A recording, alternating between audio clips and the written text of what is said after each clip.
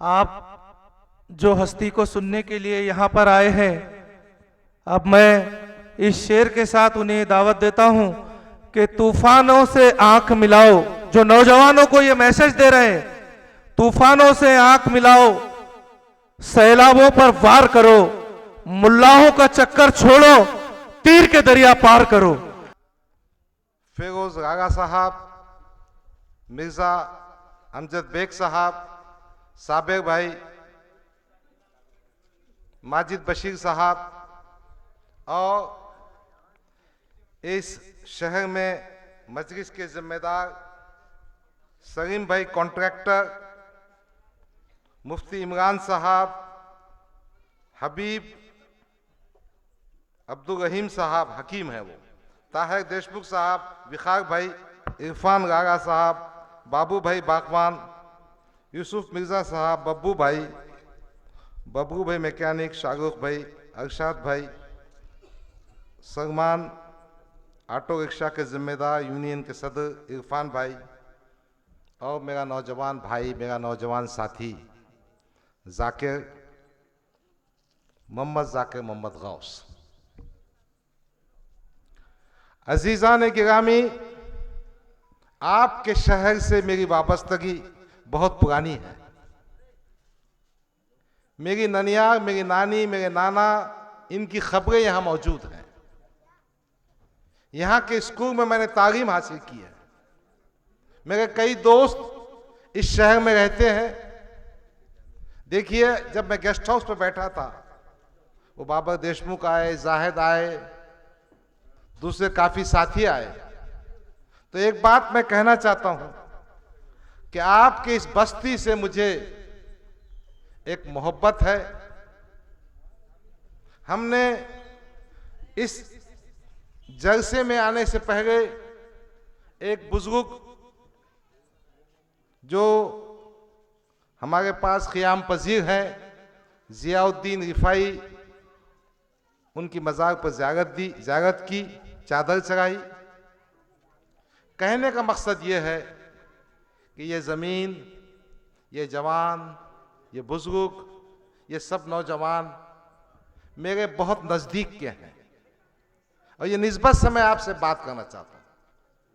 मुझे कोई भाषण करना मकसद नहीं है। मैं आपसे गुफ्तो शनीद करना चाहता हूँ। मैं आपसे बातचीत करना चाहता हूँ। अपनी बातचीत से शुरू से पहले मैं आपको दो चीजों पे आपकी तवज्जो ले जाना चाहता हूं। ये मुहर्रम हराम का महीना है। मुहर्रम हराम में बहुत सारे वाक़यात इस्लामी तारीख में हुए हैं, मगर सबसे अहम वाक़या जो दुनिया की तारीख का आज़म तरीन वाक़या है, वो है इमाम हुसैन की शहादत। आक़ाए नामदार रसूलुल्लाह सल्लल्लाहु अलैहि वसल्लम के रख्त जिगर, जिनके बारे में कहा गया था अगर इमाम हुसैन और हसन को देखेंगे तो आपको हुजूर की शबात नजर आएगी। वो इमाम हुसैन जो मेरे नबी के कांधे पर बैठा करते थे। 10 मुहर्रम को जामे शहादत नोश करते। क्या वजह थी कि जन्नत के नौजवानों के सरदार को अपनी गर्दन कटाना पड़ा? बात थी यजीद की खिलाफत पर बैत नहीं देना। यजीद की खिलाफत पर बैठ करना इमाम हुसैन ने नामंजूर किया, गर्दन कटवा दी। खिलाफत बादशाहत में तब्दील हो गई थी। और बादशाहत कैसी बन गई थी? एक जालिम, एक जाबिर, एक घुमंडी। उस बादशाहत को इमाम हुसैन ने कबूल नहीं किया, क्यों तो बादशाहत जब आती है तो इंसाफ के पैमाने बदल जाते हैं। बादशाहत जब आती है तो गरीबों को इंसाफ नहीं दिया जाता और बड़ों को इंसाफ बेचा जाता है। बादशाहत आती है तो जनता की राय मशवरे की कोई अहमियत नहीं होती। जब बादशाहत आती है तो अवाम की आवाज को दबा दिया जाता है। तो मेरे इमाम हुसैन रज़ियल्लाहु ताला अन्हा ने अपनी जान की कुर्बानी दी।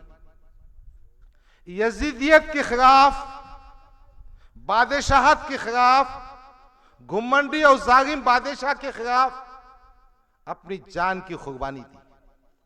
मैं आपसे ये कहने आया हूं, हुसैनियत का मकसद,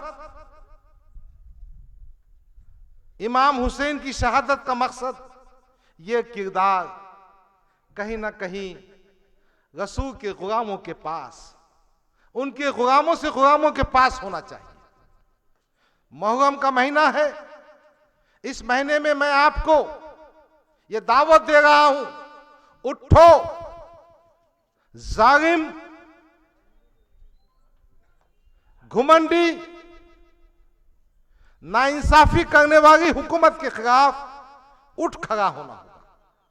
पहली बात तो हुस्नियत का किरदार, हुसैनियत का किरदार, यजीदियत के खिलाफ जंग, ये पैगाम देने में आपके पास आया। वो फिरौन हो कि नमरूद हो, ये इख्तिदार में बैठी हुई वो जात हो या पार्टी हो जो जुल्म को अपना मरकज बनाएगी, हमको उसको उखाड़ कर फेंकना है। दूसरी बात, आज हिंदुस्तान के नेशनल टीवी पर मणिपुर के वाकयात बयान किए जा रहे हैं। एक कुकी समुदाय है, एक जमात है कुकी समाज की, वो क्रिश्चियन है। इस कुकी समाज के लोगों को गोलियों से भुना जा रहा है, उनके घरों को जला दिया जा रहा है, उनकी औरतों पर रहमानियत और बर्बरियत से रेप किया जा रहा है। 50,000 लोग बेघर हो गए हैं। इन ईसाइयों का कोई वारिस नहीं। वहां की हुकूमत उनको इंसाफ नहीं देती। मणिपुर के वाकयात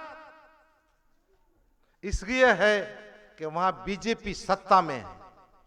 देश का प्रधानमंत्री, ऑस्ट्रेलिया में एक मंदिर टूटता है तो ऑस्ट्रेलिया के हाई कमिश्नर से बुलाकर बात करता है।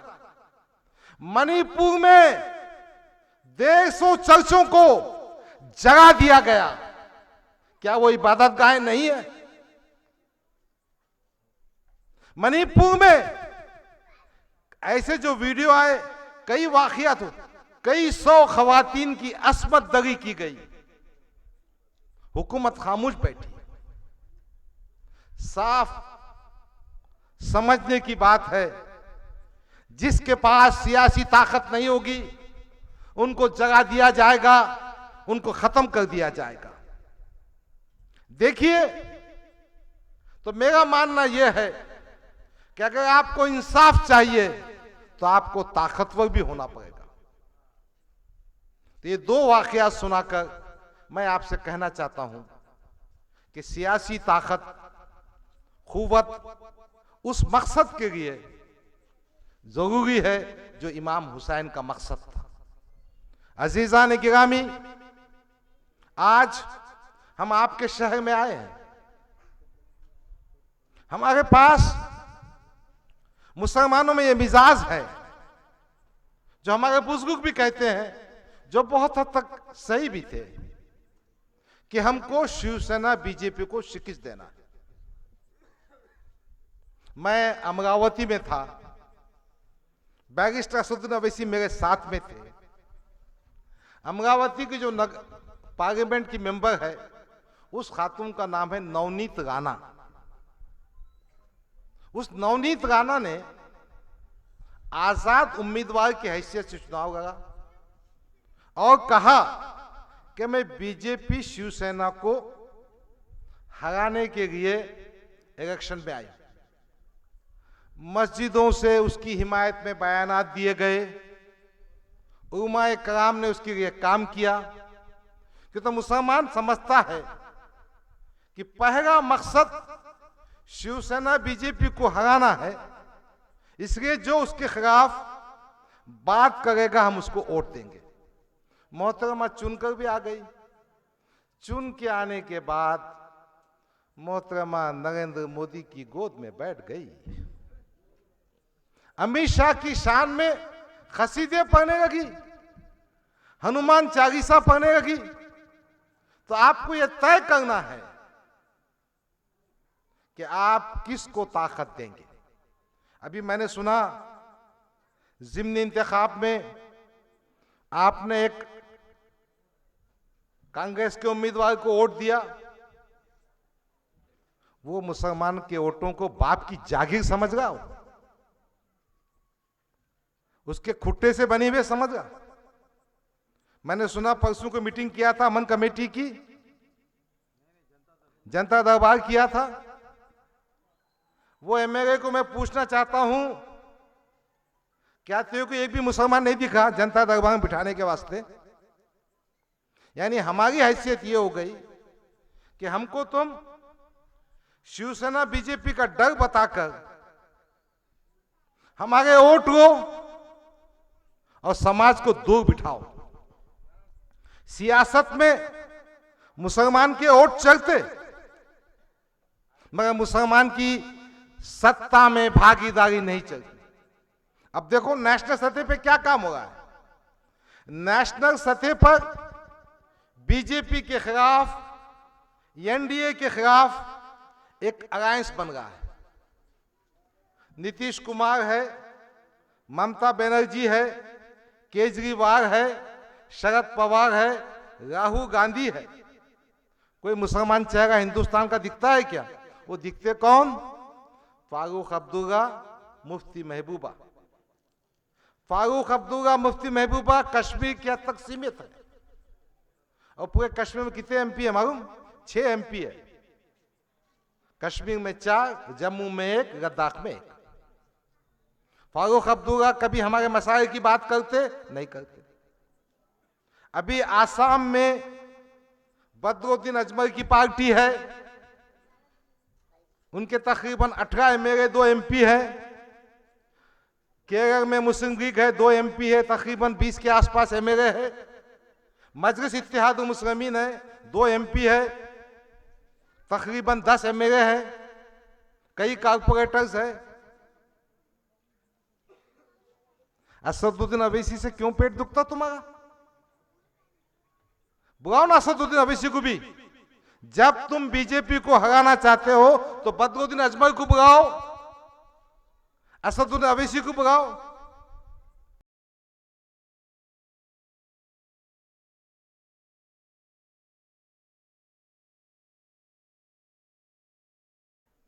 अजीत दादा, देवेंद्र फडणवीस शाम में सुबह के 5 बजे गवर्नर के पास हल्फ ले गए थे।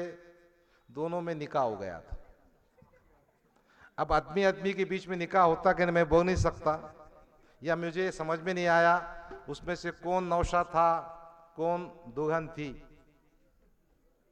यानी राष्ट्रवादी पार्टी ने बीजेपी शिवसेना के खिलाफ मुसलमानों से वोट मांगा, हमने वोट दिया। वो अजीत दादा देवेंद्र फडणवीस के पास जाके बैठ गया, फिर वहां से वापस आ गया। फिर पवार साहब ने गवर्नमेंट बनाई, शिवसेना, कांग्रेस, राष्ट्रवादी। और अपने भी लोग बहुत भूत भोगे भागे हैं। किसने अस्सलाम वालेकुम बोल दिया कि हो गए खुश। उन्हें अस्सलाम वालेकुम बोल के तुम्हारी गर्दन काटता। इफ्तार की पार्टी में टोपी पहन के आ गया, अपना खाना खा के जाता, हमारी बिरयानी खा के जाता, और मुसलमान बहुत खुश। भाई अल्हम्दुलिल्लाह बोल दिया उसने। अरे भाई ना हमको तेरे सलाम की जरूरत है, ना तो इफ्तार में आके खाना खा। जमहूरियत में डॉक्टर बाबा साहब की घटना में जो हमको हुकूक दिए उनकी बात कर। तो मैं कह रहा था इन्होंने मिलकर बनाया शिवसेना के साथ गवर्नमेंट। इनकी गवर्नमेंट के दौरान उद्धव ठाकरे ने असेंबली में भाषण किया था। भाषण में बोला, मुझे इस बात पे फख्र है कि शिव सैनिकों ने बाबरी मस्जिद को ढांचे को गिरा दिया। क्या यह गैरत हमारे पास हो सकती है? तो सवाल यह पैदा होता है कि इन सेकुलर सो कार्ड पार्टियों पे हम कैसा भरोसा करें। ये वोट हासिल करने के लिए मुसलमानों को, अक़लियतों को, दलितों को धोखा देते हैं। तो ये एक बात हो गई। दूसरी बात, अगर कोई मुसलमान ये सेकुलर पार्टी से चुनकर आता है, क्या वो कौम की नुमाइंदगी कर सकता है? 2014 में ठीक है, बीजेपी शिवसेना की गवर्नमेंट बनी, ओके। उसमें से जब गवर्नमेंट बनने के बाद उन्होंने मराठा रिजर्वेशन के वास्ते मूवमेंट किया। मुसलमान के 10-12 एमएलए थे, किसी ने रिजर्वेशन की बात कही? अब मैं बताता हूं। सच्चा कमेटी की रिपोर्ट आई। सच्चा कमेटी ने कहा इस देश का मुसलमान दलितों से, आदिवासियों से भी पिछड़ा हुआ है। इनको रिजर्वेशन तालीम के मैदान में, नौकरियों में मिलना चाहिए। फिर महमूद रहमान कमेटी बनी, उसने कहा मुसलमानों को 15% रिजर्वेशन देना चाहिए। महमूद रहमान कमेटी की रिपोर्ट आई 2010 में। 14 में जब चुनाव आए तो 6 महीने पहले इन्होंने एक ऑर्डिनेंस पास किया। ऑर्डिनेंस वो चॉकलेट होता है कि 6 महीने उसकी उम्र रहती, अगर 6 महीने के बाद असेंबली में कानून नहीं बना वो खत्म हो जाता। वो ऑर्डिनेंस राष्ट्रवादी और कांग्रेस पार्टी ने बनाया। चुनाव हो गए, ऑर्डिनेंस कानून नहीं बन पाया। उस बीच में वो ऑर्डिनेंस को बॉम्बे हाई कोर्ट में चैलेंज किए। बॉम्बे हाई कोर्ट उसने कहा मुसलमानों को तालीमी मैदान में रिजर्वेशन देना चाहिए। बॉम्बे हाई कोर्ट ने मराठा रिजर्वेशन को कदम करार दिया, कैंसिल किया, रिजेक्ट किया। यह कानून की पोजीशन थी। जब फडणवीस की गवर्नमेंट बनी, बीजेपी की गवर्नमेंट बनी, मराठा रिजर्वेशन का कानून पास किया तुमने। मियां भाई की फिक्र क्यों नहीं है तुमको? मुसलमानों की फिक्र क्यों नहीं है? इसका मतलब यह है कि यह गवर्नमेंट हमारी हमदर्द नहीं है। 2019 में शरद पवार साहब, पटोले साहब, थोराट साहब, ये अपना बाजू का अशोक चौहान, ये तो सब मिनिस्टर थे ना।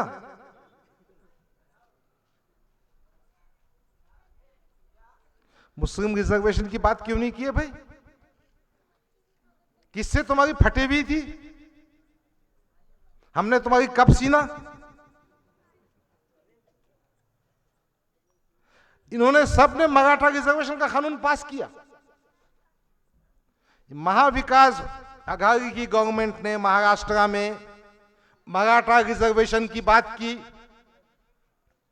ये क्या मुंह में, ये कांग्रेस के जो अशोक चौहान थे, ये शरद पवार थे, ये अपने मुस्लिम एमएलए थे, क्या मुंह में घूंघने के बैठे थे? क्या इनके मुंह में दही जमा हुआ था? क्या मजबूरी थी? तो बात समझ में ये आती है, अगर मुसलमान कांग्रेस से भी चुनकर आता है, राष्ट्रवादी भी चुन के आता है, तो वो राष्ट्रवादी मुसलमान होता है, वो कांग्रेसी मुसलमान होता है, वो मियां भाई का अपना मुसलमान नहीं होता है।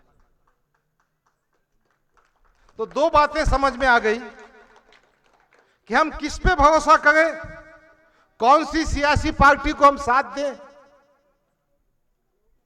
और किसको चुनकर आए। जो पार्टी को हम साथ देते वही हमारी पीठ में खंजर खोपता है। जिन सांपों को हमने वोट दिया उन्होंने मिलत इस्लामिया को डसा। ये कांग्रेस के सांप, ये राष्ट्रवादी के सांप, जिनको मुसलमानों ने फिरका परस्तों से रोकने के लिए ताकत दी, यही सांपों ने मुसलमानों को डसा। क्या वजह है कि पुलिस डिपार्टमेंट मुस्लिम के बेगुनाह बच्चों को गिरफ्तार करता है? इसलिए दोस्तों और साथियों, अभी भी आंख खोलने का वक्त है। मैं जो कह रहा हूं घर जाकर ठंडे दिमाग से सोचो। अब कब तक इन पर एतमाद करोगे? कब तक भरोसा करोगे? आज आपके सामने एक सियासी जमात मुतबादिल पार्टी की शक्ल में बैरिस्टर असदुद्दीन ओवैसी की क़ियादत में आपके सामने आई। मैं गेस्ट हाउस पर बैठा था। मैंने कहा, आप गुज़िश्ता 20 साल का ट्रैक रिकॉर्ड देखिए। आप तेलंगाना में मजलिस इत्तेहादुल मुस्लिमीन की कारकर्दगी को देखिए। आज तेलंगाना का मुसलमान महफूज है, उनको रिजर्वेशन की फैसिलिटी मिलती है। बैरिस्टर असदुद्दीन ओवैसी ने ऐवान पार्लियामेंट में मिलत इस्लामिया का हक अदा किया। आपको याद होगा जब शरीयत पे हमला किया गया, ट्रिपल तलाक का बिल लाया गया, ये मेरे आपके कायद थे बैरिस्टर असदुद्दीन ओवैसी, जिन्होंने उसकी मुखालफत की। उस वक्त पार्लियामेंट में 23 मेंबरान पार्लियामेंट थे मुस्लिम। किसी के भी दम नहीं था कि उसकी मुखालफत कर सके। कौन कर सका? इसकी वजह यह थी कि वो अपने पार्टी के आदेश के पाबंद थे। पार्टी के आदेश के सामने शरीयत की कोई अहमियत नहीं थी। तो मैं आपसे यह कहने के लिए आया हूं, आओ अपनी सियासी पार्टी, अपना कायद, अपना नुमाइंदा जो आपकी बात रख सके। अजीजान गिरामी, ये बात भी आपके जहन में आती होगी, क्या हम चुनकर आएंगे? आप हिम्मत कीजिए। हमने औरंगाबाद में पार्लियामेंट की एक सीट कंटेस्ट की थी, चुनकर आए। हिम्मत से रहेंगे, चुनकर आएंगे इंशाअल्लाह, कोशिश करते रहेंगे, ताकत बनाएंगे। और हम ये सियासत सिर्फ मुसलमानों के वास्ते नहीं कर रहे। हम चाहते हैं कि हमारी क़ियादत इस राज्य के, इस शहर के, इस देश के कमजोर लोग जो है उनको इंसाफ मिल सके। देखो, नांदेड़ में एक दलित बच्चे का मर्डर किया गया। मेरा भाई फिरोज रागा, उनकी टीम वहां पहुंची। मैं जाकिर को देखता हूं, अभी तो कारपोरेटर नहीं बना, नगर सेवक भी नहीं है, नगर अध्यक्ष बनेगा इंशाअल्लाह आपका साथ रहा तो। मगर वो मुकाम मुथिया मुकाम वहां पहुंचा। क्या आप ऐसे कायदीन तैयार नहीं करना चाहते जो आपके लिए भागे, पुलिस से झगड़ा करें, आपको हक दिलाएं? अजीजान गिरामी, मेरे बच्चों, मेरे नौजवान साथियों, मैं आपके सामने एक बात पेश करना चाहता हूं। भारत देश में जो गवर्नेंस होती है, अपने पास 3 टायर गवर्नमेंट है। 3 टायर वो तो कैसा? सेंटर की गवर्नमेंट, मरकजी हुकूमत। मरकजी हुकूमत ने क्या क्या काम करना, ये उनके पास तय रहता। उसको बोलते यूनियन लिस्ट। वो लिस्ट में क्या आता? Defence, post and telegraph, currency, nationalise banks उनके अंडर में आते हैं। रेलवेज वो हो गई सेंटर की गवर्नमेंट, वो इनकम टैक्स के जरिए पैसे जमा करती। दूसरे जीएसटी का पैसा उनको जाता 50%, 50%। वो पैसों से हाईवे बनाते, डिपार्टमेंट को डेवलप करते, यूनिवर्सिटीज कायम करते सेंट्रल। दूसरी जो गवर्नमेंट होती है स्टेट गवर्नमेंट, अपना मंत्रालय, महाराष्ट्र की गवर्नमेंट, उनको भी पैसे जमा होते। ये जो अपन रजिस्ट्री के पैसे करते, आरटीओ ऑफिस के पैसे जाते, वो पैसों से उनको वेलफेयर का काम करना है। ये दोनों जगहों पे कानून बनता है, इनको बोलते हैं कानून साज इदारे। और तीसरी गवर्नमेंट कौन सी होती? ये अपनी नगर परिषद या महानगर पालिका या नगर पंचायत या ग्राम पंचायत। यहां कानून नहीं बनता। हम कोशिश करेंगे कि ग्राम पंचायत हो, क्या नगर परिषद हो, क्या महानगर पालिका हो, क्या असेंबली हो या पार्लियामेंट हो, वहां मजलिस की नुमाइंदगी पहुंचे और ऐसे कायदीन पहुंचे जो हुकूमत की स्कीमों को अपनी कौम तक पहुंचाएं। मैंने परसों सुना कि फलाने साहब ने फलाने एरिया में डेवलपमेंट किया। अपने बाप की जेब से किया क्या उसने? हुकूमत के फंड से किया। मैं क्यों कर सका? वो नगर सेवक था, वो एमएलए था, वो एमपी था। यकीनन आपसे गुजारिश करने का मकसद यह है कि आप एक ऐसी सियासी पार्टी को ताकत दीजिए जो जिम्मेदारी से आपके साथ में रहे। जहां कानून बनेंगे वहां मुसलमानों के जज्बात की तर्जुमानी होगी और कानून बनेगा। जहां पे गवर्नमेंट के फंड्स का इस्तेमाल करना है वो इस्तेमाल होगा। देखिए, आपकी नगर परिषद का जिम्मेदारी है कि आपके पास पीने का साफ पानी मुयस्सर हो, वाफर मिकदार में हो, आपके रास्ते साफ सुथरे और सीमेंट कंक्रीट के अच्छे बने, गटर और ड्रेनेज का पानी साफ निकल जाए, इलेक्ट्रिसिटी राइट हो जाए, और उसके अलावा आपके महलों में अच्छे मदरसे। अब राइट टू एजुकेशन में ये रेस्पॉन्सिबिलिटी, ये जिम्मेदारी हो चुकी है लोकल सेल्फ गवर्नमेंट की, नगर परिषद की, महानगर पालिका की। अस्पताल, ये कांग्रेसियों ने, ये राष्ट्रवादी पार्टियों ने, ये सेकुलर वोटों ने हमको क्या दिया? हमारे इलाकों में स्कूल नहीं है, हमारे बच्चों को तालीम का इंतजाम नहीं है, अस्पताल नहीं है, मगर यकीनन पुलिस स्टेशन बहुत है। देखिए, सच्चर कमेटी की रिपोर्ट में यह था कि मुसलमान तालीम में पीछे, नौकरियों में पीछे, इनके पास जमीन जायदाद नहीं, सब जगह इनका परसेंटेज कम, इनका सबसे ज्यादा परसेंटेज जेरों में। तो मैं एक बात इसमें इजाफा करना चाहता हूं, ये जो लॉ एंड ऑर्डर का मामला है, ये जो पुलिस महकमा है ना, ये स्टेट का सब्जेक्ट है। किसके अंडर में आता है? ये महाराष्ट्र की हुकूमत के अंडर में आता। और यही हुकूमतें अगर चाहें तो इंसाफ दे सकती है। देखो, गुज़िश्ता कुछ महीनों में हिंदू समाज की फिरका परस्त ताकतों ने बड़ी बड़ी रैलियां कर दी, जन आक्रोश, हिंदू आक्रोश, फलाना फलाना चुना कर दिया, ऐसा माहौल खराब कर दिया। सुप्रीम कोर्ट ने बोला कि अगर कोई भड़काऊ भाषण करके समाजों में इख्तिलाफ पैदा करता है तो उस पर कार्रवाई करना चाहिए। यह महाराष्ट्र गवर्नमेंट ने क्या करा? एफआईआर बना के छोड़ दिया, ना उनको अटक किया, ना कस्टडी में लिया, ना जेल में भेजा।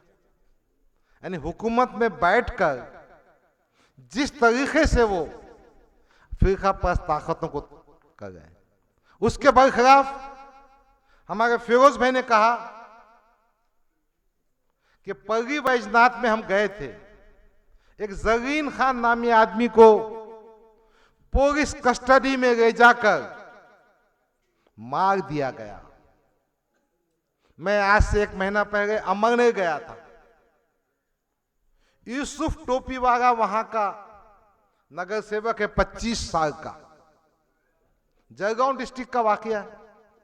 उसके नौजवान बेटे को बगैर किसी वजह कर पुलिस कस्टडी में ले जाके मार दिया।